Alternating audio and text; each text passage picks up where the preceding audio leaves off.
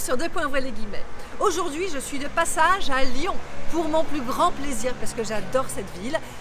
Et bien, moi, j'aime bien lier l'utile à l'agréable. Je vais rencontrer Armen pour mon plus grand plaisir qui va nous parler d'un livre qui l'a beaucoup marqué. Ce livre s'appelle Comment se faire des amis de Dale Carnegie. Dale Carnegie est né en 1888, il est écrivain, il est conférencier et en 1936 il écrit un livre sur comment se faire des amis, mais moi j'aime pas trop ce titre, c'est plus comment influencer les gens. D'ailleurs c'était le titre en anglais, le titre original. Et il va donc nous parler du développement personnel en entreprise. C'était en 1936, c'est après la Grande Dépression. On a besoin de motiver les managers, de motiver les commerciaux dans les entreprises. Dale Carnegie est l'un des premiers à avoir insisté sur la pensée positive dans les entreprises. C'était tout un programme déjà à l'époque, vous imaginez bien. En 2018, 40 millions de livres vendus et les traductions, on ne les compte plus, je crois qu'il y en a 37. Je vais laisser Armen en parler. Armen, c'est à toi.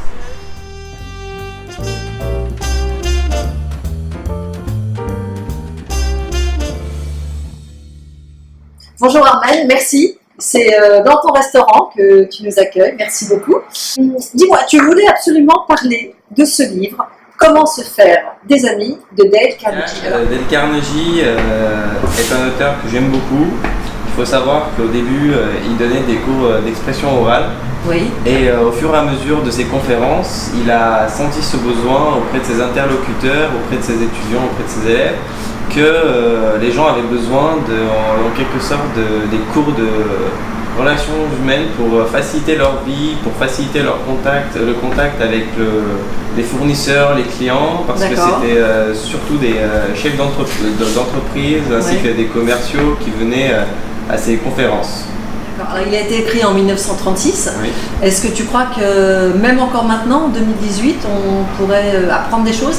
Alors je pense que c'est là où se trouve la particularité de ce livre, parce que c'est un livre écrit d'une manière à ce que le lecteur adapte sa lecture à soi. C'est-à-dire on arrive très rapidement et très facilement à personnaliser le texte et de prendre des épisodes de sa vie pour rapprocher avec le texte et pour visualiser mieux ce que raconte Dale Carnegie dans le livre.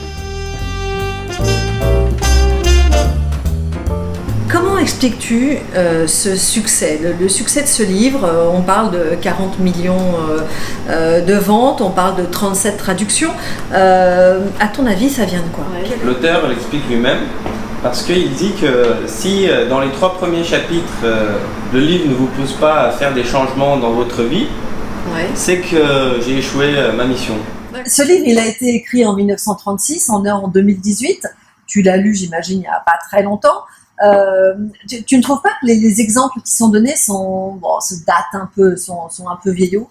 Alors c'est vrai que ça fait un moment que le livre a été publié, mais pour vous dire la vérité, c'est que je l'ai lu la première fois quand j'avais 15 ans, et ensuite je l'ai relu quand j'avais 19 ans, il me semble.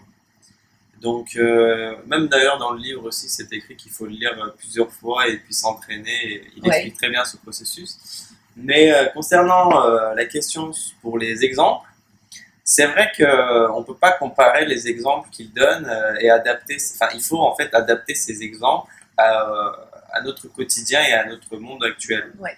Est-ce que tu as un conseil pour quelqu'un qui va découvrir ce livre? Est-ce qu'on le lit comme un roman, ou alors on va acquérir une certaine culture générale, ou est-ce qu'il faut prendre des notes, le lire, le relire? Comment tu as fait, toi? Moi, je pense que peu importe votre âge, peu importe votre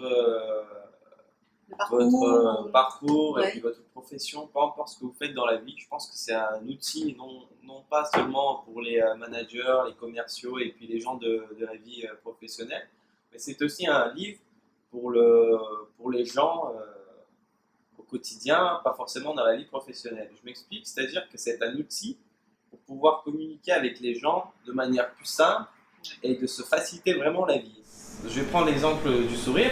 L'auteur nous dit le sourire ne vous coûte rien. Et, ça nous paraît simple comme ça, mais c'est vrai qu'on a tendance à sourire de moins en moins. Si vous voulez gagner la confiance d'autrui, intéressez-vous sincèrement à eux. Voilà. Voilà, je pense que la sincérité aussi, ça fait vraiment partie de ce livre en fait. Oui. Hein. Écoute, ce sera le mot de la fin. Merci à vous. Merci Armen. Et puis je pense que comment se faire des amis, eh bien je pense qu'il faut que ce soit le livre de chevet de chacun. Exactement. À lire et à relire. Et quant à nous, on se revoit très bientôt, sûrement la semaine prochaine. Bye bye.